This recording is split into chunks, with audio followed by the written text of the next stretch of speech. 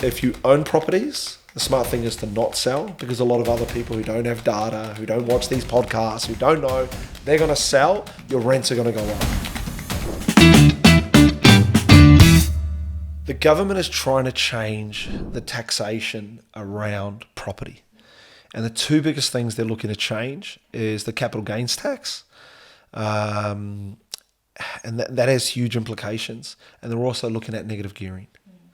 So what they're trying to do from a capital gains tax perspective is they want to reduce the discount. So right now, if I was to sell one of my properties, let's say I bought it for $500,000 and I sold it for $1 million. That would be a $500,000 gain.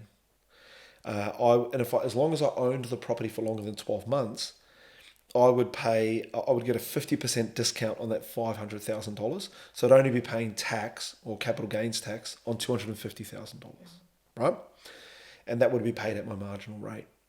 So what the government is saying is 50% is too high. We want to reduce that amount. And then if we talk about the other version, negative gearing. And so when you look at negative gearing right now, you can negative gear a property.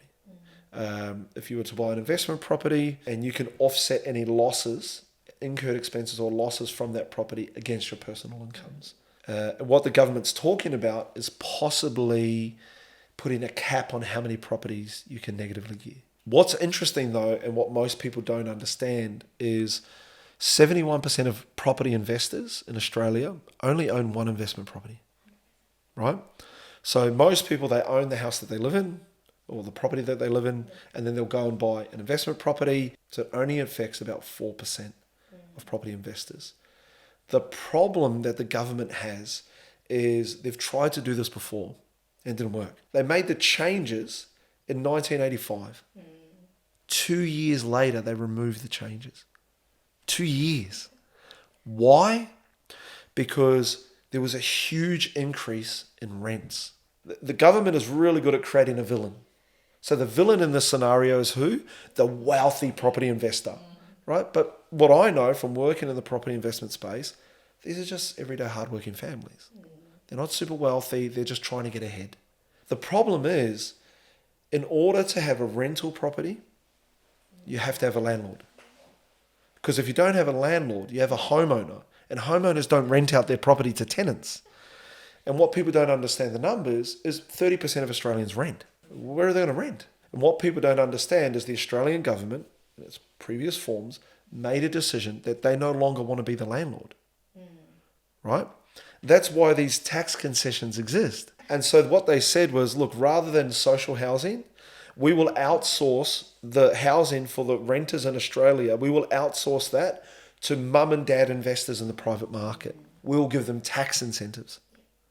That's why this stuff exists. What happened in 1985 to 1987 is when the government made those changes, rents exploded. Why? Because people are like, okay, well, stuff this, I'm going to sell my properties. Prices don't really go down much, but rents go up a lot. Why? Because you still got the same 30% of Australians that need to find somewhere to rent. But what's even worse is Australia's immigration rate is much higher now. So anything that diminishes the supply of rental properties in the Australian property market, especially now, because right now the available properties, the amount of properties that are available for rent is low. The vacancy rates in most areas is razor thin, which means there's just not enough properties. So that puts upwards pressure on rent. And who pays those rents? The people who can't afford to pay them. The people who don't own properties, they can't afford to buy, so they rent. They're the people that are going to be most impacted by this. Investors are just like, okay, well, I'll leave the market. I'll buy somewhere else. I'll do this. People shift and change according to the behavior. And so for me, the biggest challenge that we're seeing with the government's plan is whenever they touch this, they break something, right? And they change their mind very quickly because it impacts people too much.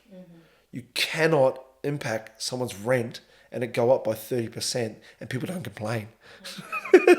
They complain fast and they complain loud.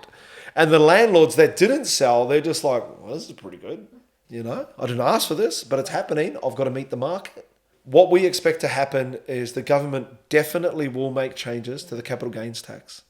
And so my 2 cents is, if they change both of those, the downstream effects to rents and rents going up so much means that they'll do a U-turn. They'll do a U-turn very quickly. And that could be a year or 2 years. So if you own properties, the smart thing is to not sell, because a lot of other people who don't have data, who don't watch these podcasts, who don't know, they're going to sell, your rents are going to go up. That's the first thing that's going to happen. And then the government will reverse their policy. The saddest thing about all of this, the tax that they raise is not going to build more properties. It's not going to fix the housing situation. This is fixing a hole in their budget. And in Australia, the biggest cause of inflation right now is government spending. So the way that the government's going to fix that is they want to increase revenue so they can spend more money, so they can increase inflation. And when inflation goes up, interest rates go up, people complain. None of that makes sense. It's bad. The math ain't mathing. Right? It don't work. It's broken. So it's going to be fun.